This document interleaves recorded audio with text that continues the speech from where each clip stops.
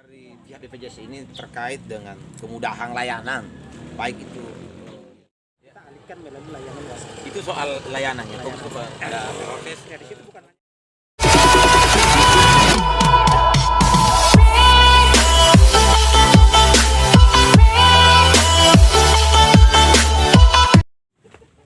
Bismillahirrahmanirrahim. Assalamualaikum warahmatullahi wabarakatuh. Sahabat Sosial TV, hari ini kita ketemu lagi dengan acara Bincang Lepas dan salah satu narasumber kita yang kita mungkin akan bincang-bincang hari ini adalah tentunya tidak salah lagi dari BPJS Kesehatan.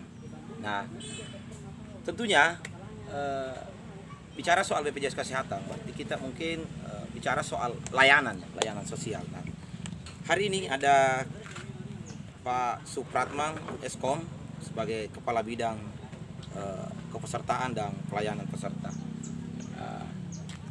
Baik, Anda hari ini saya panggil Anda saja.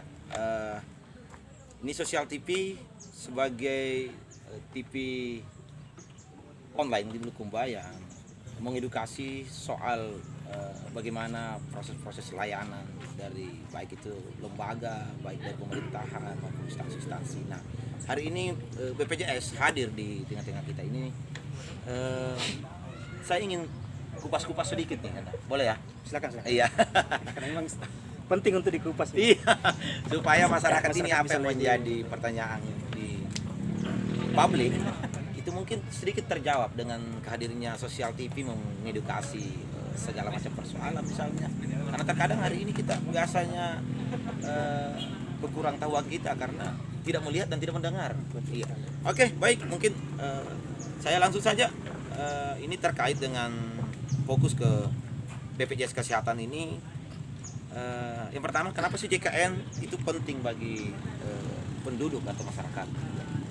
Jadi yang pertama ya, pemerintah sesuai dengan Undang-Undang Nomor 40 tahun 2004 adalah memang di mana Undang-Undang Sistem Jaminan Sosial Nasional. Di mana memang seluruh masyarakat diwajibkan untuk ikut jaminan sosial. Jaminan sosial.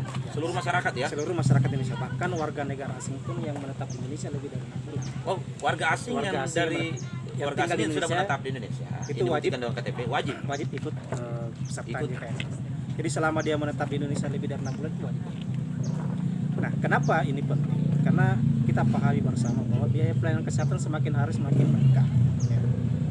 Tentunya pemerintah dalam mewujudkan bagaimana menjamin keberlangsungan hidup masyarakat melalui kesehatan, ya salah satunya adalah dengan sistem jaminan sosial. Nah, dalam sistem jaminan sosial ini, itu mekanismenya adalah bagaimana menangani resiko sakit oleh masyarakat sehingga tidak menjadi beban oleh masyarakat itu sendiri. Jadi resiko sakit itu dialihkan ke BPJS Kesehatan. Oh, gitu. Nah, salah satunya adalah resiko itu adalah biaya. Nah, Oke, yang tapi itu model ya apa teknis yang dilakukan oleh salah satu teknis yang dilakukan oleh pihak BPJS. Nah, ini BPJS hari ini itu kan mengcover dari beberapa institut ya atau lembaga misalnya, salah satunya adalah perangkat desa. Nah, kebetulan perangkat desa ini saya dengar juga terkadang ada kesulitan, ada masalah. Nah, hari ini hampir kalau di Bulukumba ya, di Bulukumba kehadiran BPJS ini yang sendingnya ke ke perangkat desa itu sangat membantu sekali perangkat desa. Nah, hanya saja mungkin kita mau penting tahu sejauh mana keterpihakkan BPJS kepada perangkat desa. ya. Jadi terkait dengan kepesertaan perangkat desa, jadi memang disampaikan dalam Peraturan Presiden Nomor 82 tahun 2018 kemarin bahwa salah satu yang menjadi peserta JKNKIS adalah kepesertaan bagi perangkat desa. Dan ini diperkuat dengan regulasi turunannya adalah di Permendagri 119 ya, di mana memang perangkat desa diwajibkan. Nah, untuk di Bulukumba sendiri ya, dapat saya sampaikan bahwa dari 109 desa ya, 109 desa yang ada di Kabupaten kurang lebih Bulukumba, 1000 penguluan perangkat sekitar desa di 1040-an ditambah dengan anggota keluarga dengan anggota keluarganya sekitar 3000 hampir 4000 ya. Itu sebenarnya pesertanya sudah aktif semua. aktif semua ya? Sudah aktif semua. Pesertanya sudah aktif semua. Jadi memang tahun kemarin ya karena ada penerapan implementasi Permendagri yang baru, jadi ada pengalihan sistem. Nah, harapannya adalah pengalihan sistem itu menjadi lebih baik. Alhamdulillah, sejak pengalihan sistem tersebut sampai hari ini seluruh kepesertaan perangkat desa itu aktif. Seluruh ya? Ya, seluruhnya. Bagaimana dengan anggota keluarganya misalnya? Termasuk anggota keluarganya, kecuali yang belum didaftarkan selama ini. Oh, ada yang belum didaftarkan. Mungkin tambahan Yang anggota mungkin keluarga. tambahan anggota keluarga seperti misalnya mungkin selama ini perangkat desa yang masih bujang sudah menikah. Ya. Ya, harapannya adalah segera Tapi kan ada juga ini didaftarkan. kan dari, misalnya dari perangkat desa yang dia punya jaminan kesehatan itu dari KIS misalnya. Nah, inilah Dan yang sudah terpilih menjadi perangkat desa, itu gimana? Boleh dialihkan atau gimana? ya, jadi memang ke perangkat desa itu harus memang ikut sebagai kepesertaan perangkat desa. Tidak bisa lagi terdaftar sebagai baik peserta mandiri maupun menjadi tanggungan pemerintah karena dia sudah punya kelompok segmen sendiri, sehingga kalau terdaftar sebagai penerima bantuan iuran maka ini akan dilaporkan untuk dialihkan kepesertaannya menjadi Pesertaan perangkat desa. tidak lagi terdaftar sebagai tanggungan pemerintah. Iya, kan ini kan perangkat desa ini sistem pertanggungannya adalah 4% dibayarkan oleh. Iya betul. Jadi secara APBD mekanisme kabupaten ya? secara mekanisme pembayaran bahwa 1% itu dibayarkan iurannya oleh dari gaji ya. Dari gaji. tunjangan dan tunjangan, ya. Tunjangan gajinya dari perangkat desa, kemudian Itu dipotong langsung ya atau Di- dibayarkan ke jadi melalui PKD? jadi saya ulang dulu. Jadi 4% itu dibayar oleh pemerintah daerah. Nah, sehingga mekanisme pemotongannya itu bukan dari perangkat desa sendiri yang langsung dibayar, tapi melalui mekanisme pemotongan berdasarkan Permendagri 199. Oh iya, ada Di mana mekanisme itu dilakukan oleh BPKD yang melakukan intercept terhadap pemotongan dan pembayaran iuran bagi perangkat desa. Seperti itu. Oh iya, oke, saya keluar sedikit dari perangkat desa. Saya kira perangkat desa ini memang sangat wajib karena sekarang ini perangkat desa sudah mulai diperhatikan oleh negara ya. Iya. Itu salah satunya adalah diperhatikan kesehatannya nih, karena sudah separuh sudah dijamin oleh negara. Itu 4% sudah luar biasa. Nah, ini saya sedikit keluar dari perangkat desa terkait layanan umum ya, terkait layanan umum manfaatnya BPJS ini atau CKN. Ya. Ada kan ini ada KIS, ada umum. Iya, mungkin Ya, di situ jadi, masih nggak sedikit. jadi memang kita mengetahui bahwa kepesertaan JKN itu ada beberapa segmen. Ada yang non penerima bantuan iuran dan ada penerima bantuan iuran.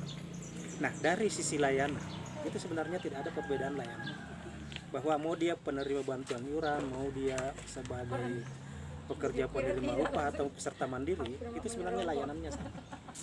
Karena dalam pemberian jaminan kesehatan itu kita tidak boleh ya.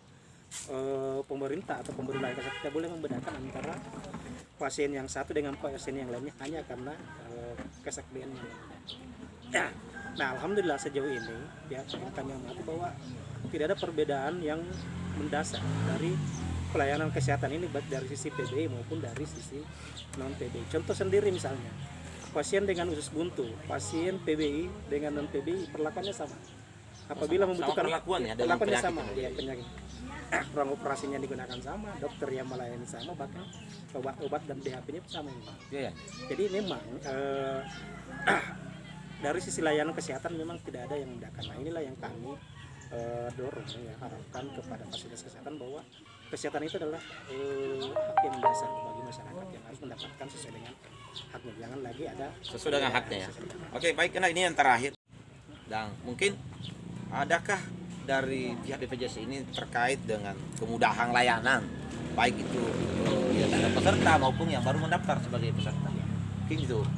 Jadi kalau kemudahan layanan ya selama ini kita sudah beberapa menyebutkan inovasi layanan ya terkait dengan kemudahan mendaftar. Bukan hanya sebagai Kemudahan mendaftar ya. Bukan hanya dari sisi mendaftar, tapi bagaimana memudahkan mendapatkan layanan. Jadi yang pertama adalah untuk kemudahan layanan itu kita mulai dari pendaftaran dulu ya. Jadi pendaftaran itu tidak harus bertatap muka dengan petugas. Apalagi di Salah masa satunya ini ya, ini fasilitas. ya, salah satunya ini mobil layanan ya. Mobil layanan, mobil Ini customer boleh dipanggil ke service. desa-desa atau ke Jadi kecamatan-kecamatan. ini memang fungsinya adalah untuk berkeliling ke desa.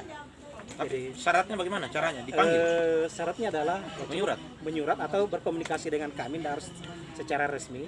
Boleh ya, misalnya Setidaknya kita panggil mengatur ke jadwal. desa ya, mungkin ada desa di sana Ada. yang belum Jadi bisa dipanggil kalau misalnya kebetulan di desa ada kegiatan urung rembuk misalnya melibatkan masyarakat, boleh kami hadirkan di situ. Itu salah satu upaya Salah kemudahan satu ya. upaya kemudahan mendapatkan layanan bagi peserta, terutama untuk daerah-daerah yang jauh. Itu yang pertama. Kemudian yang kedua, bahwa saat ini kan media sosial semakin tren, semakin familiar digunakan oleh masyarakat. Ya. Jadi dengan adanya media sosial ini pun bisa digunakan untuk mendaftar di BPJS Kesehatan. Bisa daftar online. Bisa daftar online. Kita ada namanya adalah layanan pandawan, pelayanan administrasi melalui WhatsApp di 08118 165 165. Jadi Ada kontaknya, ada kontaknya. Jadi nomornya itu adalah di 08118. Tidak mesti harus ke kantor lagi antri yang panjang apa dan Iya, lain-lain. jadi memang kita dengan kemudahan ini sebenarnya Bagaimana dengan harus- fisik administrasinya? jadi secara administrasi itu akan semua dikirim melalui WhatsApp. Oh, boleh ya. Jadi tidak harus lagi nggak mesti harus bertatap muka dengan petugas, karena layanan tatap muka Ya. kita alihkan melalui layanan WhatsApp. Itu soal layanannya. Layanan. Ada proses. Ya, di situ bukan hanya dari memudahkan. sisi pelayanan, bukan hanya dari sisi pendaftaran, tapi dari sisi perubahan data, bahkan menyampaikan atau meminta informasi dan menyampaikan pengaduan bisa. Ya, oke baik. Karena bincang lepas kita ini dibatasi oleh waktu. Sebentar lagi ada yang cukup. Saya kira cukup.